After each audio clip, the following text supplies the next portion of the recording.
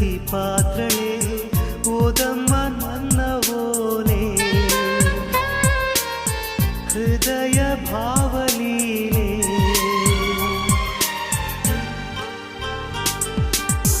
ಕಲ್ಪನೆಯೇ ಹೆಣ್ಣಾಗಿದೆ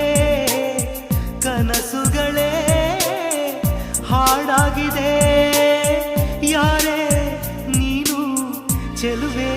ಅಂದಿದೆ